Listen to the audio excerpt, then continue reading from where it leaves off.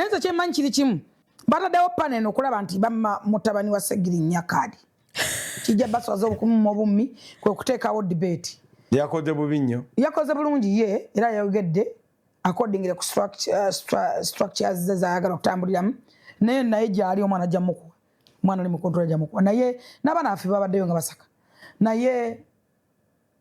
nti bano balina gwe baagala owa kadi baleka Nalukola ateka kwa yagigula dda akatulyo bijja mutwe Nalukola wino wuyo bakugambye bayisa ababaka bonna abaagala okwesimbawo mu candidates meeting buli muntu yeyogereko kyasobola ekyo bakiyita Omuganda agamba nti obuzaabuzanga afukaana aba omunyi gunoze nti kina mutawana ekyo obuzaabuzanga afukaana aba bamanyi era mukana wali ku debate waliwo yavuddewo omuntu agamba Ssebo Kyagulanyi ono Nalukola ono gwe mwagala okuwa kadi yagambye wa Democratic Party yeera waddi Nalukola ne bagimuwa si ayogera empolampola musajja wattu naye Nalukola nze ndaba ndisigadde n'ekitiibwa kye ky'obwalooya ndaba kigenda kuyiika wiiki eno yonna mbadde ndaba nga abantu bayisawo ekiboozi ekyo nga Fulufiga wayogedde nti kadi ya NUP bagigaba dda nti kadi eno gwe bagenda okugiwa buli omu amumanyi kugamba abantu baashuminga nti kadi kanso Nalukola agenda kugifuna kyekisooka ekyokubiri waliwo ekiboozi ekitambula nti debate yali fair mwine neebuuza ekintu ekyali public nga question ziri open ne mulaba abantu nga baddamu answers kibeera kitya nga tekiri fair kyekisooka ekyokubiri kanso Nalukola ne bakandidate abala bonna bali ku debate bonna nga babuuza questions ezimu ng'oli free okuddamu kyoyagala then govaayo otya n'ogamba nti debate eno baali bagikoze kanso Nalukola asobola okufuna card nga tebaana kulangira results naye nga gwe oli confident nti omanyi agenda ogifuna ate tokomaawo n'otugamba nti yagigula siri gamba Jennifer wano neba na Uganda bangi bali kuyisawo kiboozi kino so kombe ndowoozayo olaba ekisooka nabadde disappointed mu bantu abavudde mu comment section ne bayombesa abantu bano abantu ababadde against the debate biki ebyo kyobamanya nti tewali muntu yenna agenda kukola kintu kirungi and people appreciate it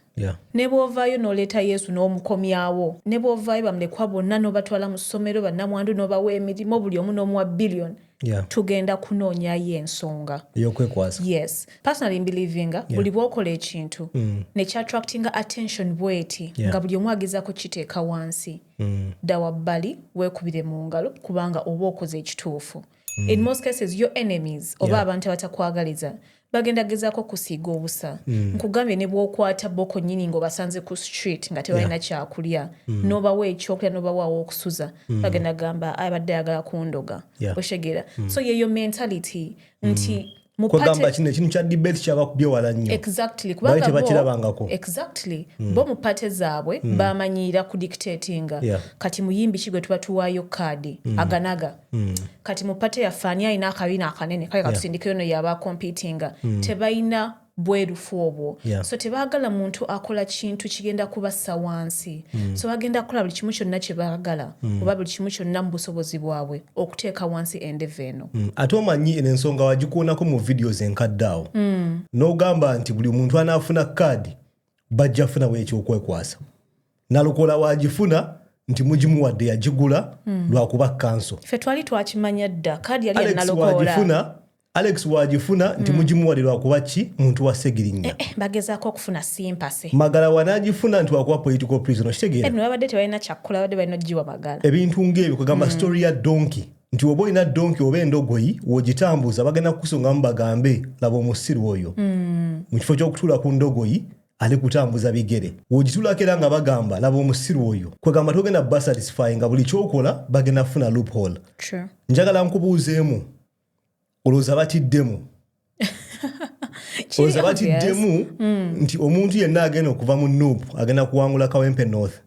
anti olaba kino ekibuuzo wandibadde tokimbuuza kubanga kiwandiikiddwa mu black and white kiri clear kwegamba zino election ezigenda mu maaso kati nti wempangula primary ya NUP mba mpangudde wa MP bwekawempe balina akatengo batyamu naye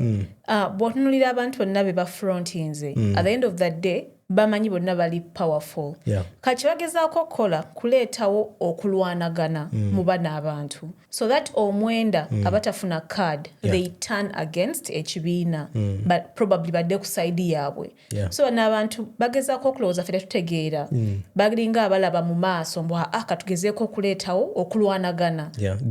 exactly bakola divide and rule naye ndowooza batusanze tulaba naye ekyennaku bano omwenda abatagenda funa kaadi bwe babanga si ba mutima mugumu tugenda ssanga nga batandise okukyukakyuka okuteekawo embeera okulwanaganya ekitebe okulwanaganya kyendowooza mujja kunsonyiwa okulowooza bwe nti naye omu ku bo ayinza ovaayo n'agamba nze mbiganye n'agamba nzijanga independent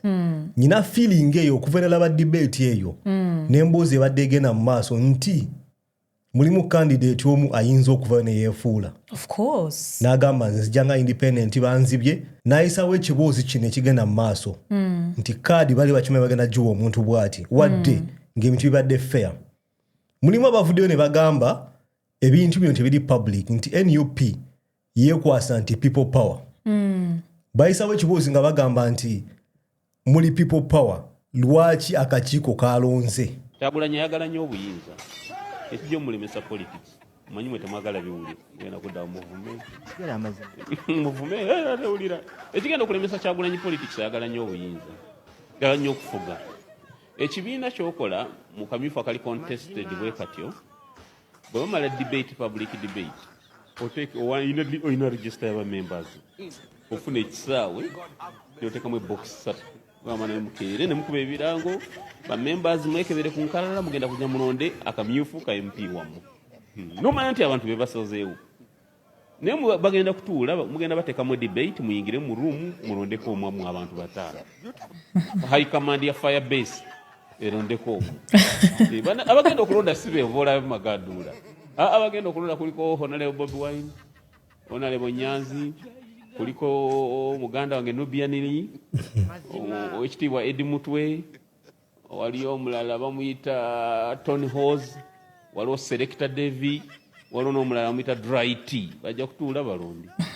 bagambe candidate yo ne Sauda Madada yajja okuba baweereza empapula kakati muyinza okulonda omutuufu ayina interest z'ekibiina naye mba muwadde room bana abalala ogamba muwaddewo obutali buki mwenkanya gwe batwala eri mu box mu bantu wennyini ekyo FDC kyeyakolanga ne bana ababbi b'NRM kye bakola neera mawuwe yabikola ebyakyagulanyi mfe DP headquarter yegaba tiketi DP neego abasajja bafunye akatengo bafunyemu okutya kino kyabakutana wea bayi tebakisuubira omwami oyo munyagwa aludde mu politics naye owekkanya mindset ye engeri gy'alowoozaamu yensonga lwaki eggwanga lyaffe liri engeri gye lirimu yensonga lwaki emyaka gyonna twalina opposition y'abasajja bano nga bo kennyini bali part of the problem mu bigambo byakugambye mbu Kyagulanyi ayagala nnyo obukulembeze gafuuko w'amaanyi wobeera mu kanso y'abantu nga baoninga obugaali kanso ntegeeza group ng'oli mu kanso y'abantu abaoninga obugaali nga tolina kagaali tolina right eyogera ono omwami ne FDC baaliwo akaseera kangi lwaki tebavaayo ne batulaga debate walina okubeera okitegeera tebakikulangako ayagala kuwa advice tetugenda kuwuliriza ssebo abasajja ng'ono z'ensonga lwaki opposition yaffe yalimbi bali against change bali stuck mu past nti ekyo kirina kubeera bwekiti beba nabagamba nti paani inabeera yassaako naye otwogera ku paani inakubeera yassaako lwaki bwekyali lwaki tabeerako wa triangle paani inakubeera wassaako lwaki tebeera ya square lwaki mugamba paani toyogera ku paani lwaki paani inakubeera wassaako paani muleke mwesonyiwe genda ku birala beba n'abasajja nga Nokia Kodak balema okumuvinga ono omulembe ensi nebaleka okuorganizinga debate gwe mulembe oguliko ye politics engeri gyalina okukolebwamu bino byogamba nti mugende mu kasaawe eyo embeera twagala givaamu ensi erina okugenda mu maaso tulina okukyusa embeera kugamba yakulaga nti alistaako mu past naye talowooza ku bintu bipya olaba ekizibu kye tulina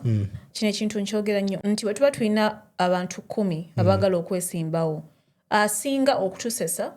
asinga okutuwa ssente asinga okujja kaŋŋambe ku parties z'omukyalo gwe tugenda okulonda politics wa vibe yes ibambyo ne yali atambula ne gundi ibambyo no bamukola bwe bati ebintu bwe bityo so at the end of the day tulaba nti tusindise mu parliament abantu bangi nnyo because of sympathy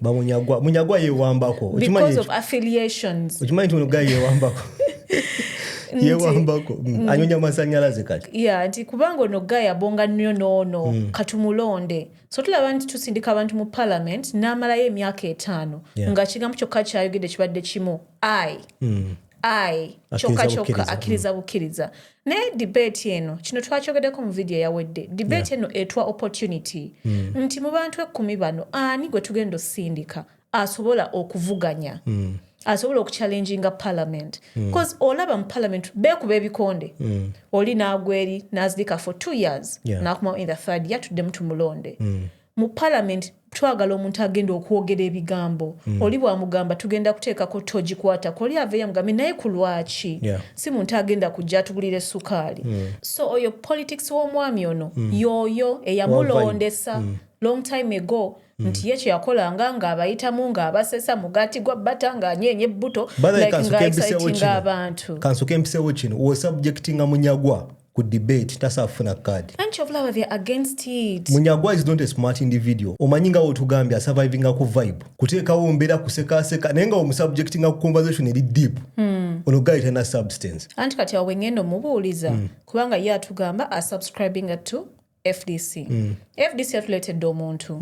bayise mu criteria ky'okumulonda parish yamule byokugira nedda kubanga nange bwe mbatuuza wali katuuti ne mbagamba give me accountability omuntu ono gwe mwatusindikidde mwayise mu process ki vibes and inshallah bakoze kubanga tuyinza okuba tulina omulenzi actually omuntu oba mukyalo oba mwana ng'ava mu FDC nga yeyandibadde ate aleetawo enkyukakyuka mu kawempe naye kubanga tebalina structure tebalina plan babuukira gaali etambula tebalina systems kubanga kati bakimanyi bw'ofuna omuyimbi comedian omuntu alina social media omuntu abantu gwe bamanyi chances are high for that person to win naye ebintu tulina okusaanyawo kale jangu ng'oli muyimbi naye be able to talk beera ng'osobola okuneeminga parishes z'ekibiina yatogendayo nawe omusajja oli mulabisa so munyagwa bye yayogedde byonna omanyi waba omuntu gw'owuliriza nogamba bambi ng'ayogedde in actual sense they are saying nonsense paka bw'otula wansi n'owulira byayogera nanti bannayuganda bangi they don't analyze oba tebawuliriza that's the problem so tugenda kugenderamu ono katemba forever bo asinga okuwoggana ye mugezi naye nze kino nkigamba nkiddamu munyagwa is not a smart individual tumukubira akasimu tumubuuze kansoke nkujjewo awo tweyongereyo lwaki abantu batya kanso nalukoola omusajja bamutidde tanabafuna kaadi tanaba kwesimbawo naye buli omu amutya omanyi n'omwogerako bwogezi nga bafunye emimwa nalukoola yalaga interest ng'omusajja akyalina mulamu naye yeetegekera kalulu ka mwaka ogujja omusajja mukama katonda n'atukola ekyajabu omuntu n'amugjawo omusajja nalukoola yatima n'ebipande bye ne mubiyuza nalukoola y'omu yayetera n'omusajja ebizibu lwaki yamwesimbako ng'omusajja mulwadde nalukoola yennyini enjogeraye eyo enkerembeggerera esobola parliament womalirayo ekigambo yeetaaga mateeka musajja munnamateeka wedde alina n'omulimu olwo abatayina balagewa simanya n'agenda okufuna kaadi naye nga nalukoola bamutya waliwo ekyenjawulo maybe kyalina ffe kye tutalaba nga bano abantu bakiraba